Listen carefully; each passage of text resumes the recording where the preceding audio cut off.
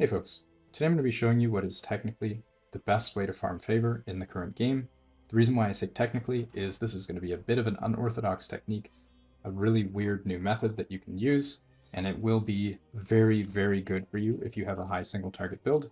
You don't need to have gear anywhere near as good as I do. You could do probably about 1/3 of the damage and still do quite well. It doesn't need to be completely min-maxed, but it does help. The better your single target is, the more XP you're going to get. So I'm going to show you quickly how it works. So keep an eye on my favor right now. I have 354,261. We're going to jump into the Reign of Dragons boss. You'll notice I'm at 874 corruption. We have double deadly modifiers here. So let's jump into it. So as I said, 354,261. Let's go.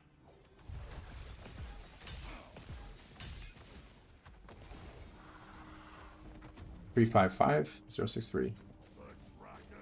So let me explain what just happened.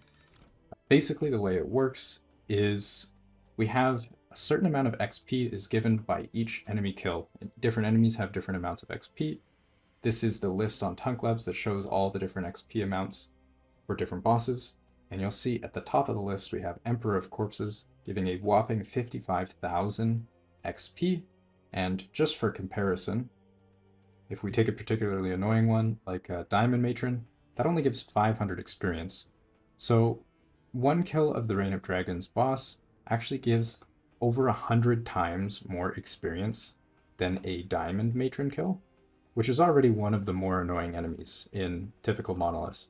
So that means that if you have anywhere near a high amount of single target, you can actually jump into the Reign of Dragons boss, kill it very quickly, repeat, and that's pretty much it. You're going to get a crazy amount of XP. Now, you're not getting any items through this because you're just killing the boss and resetting. And because we have the Harbinger here and we're leaving before the Harbinger, we're not actually even losing any stability. So you can just do this over and over and over forever. Because you're doing that, you're getting a crazy amount of favor. So all of your items are going to come from the favor here. You're not getting any drops. It's purely loot from favor. So that might sound a little bit weird, but because of how much favor you're getting, it is definitely worth it if you can do this strategy. So jumping over to my spreadsheet, I'll quickly show some of the math.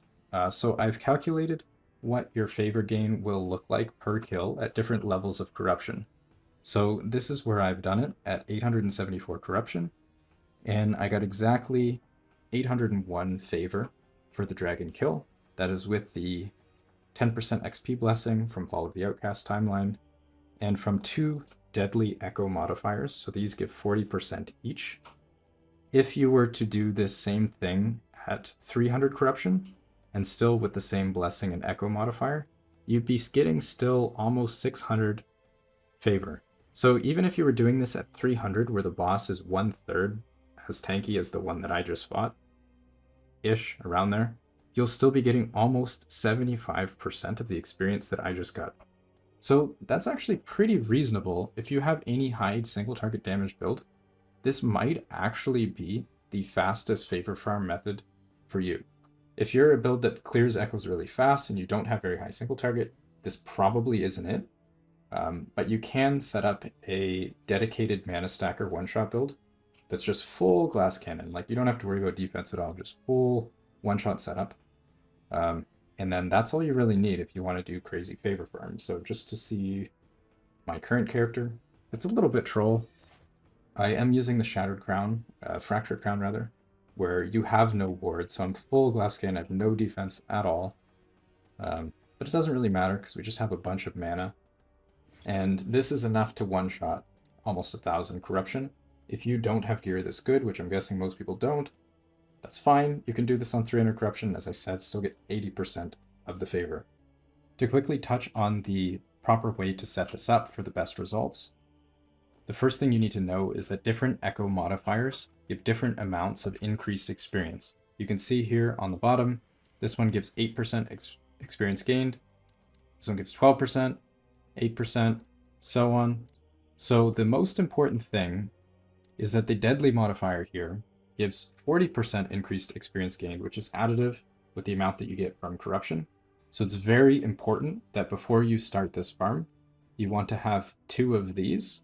So you want to have one that has at least 3 charges. You do that first, and then you need one again that has at least 2 charges, and then you do your boss farm. You also need to make sure you have enough stability. You need to make sure that this button is checked so that you're fighting the Harbinger, but you're not actually doing it. You leave out first. And then the other thing that you need to do for the best results is have the experience blessing from Fall of the Outcast. This is all being multiplied to give you the most favor. And then also keep in mind that your faction rank, you get 5% favor gain per. You can see I have plus 60% here. You'll get more the higher your rank is. So yeah. So now I'm going to play some clips that were recorded by Captain Noobzor with what looks like a more optimized version of this setup.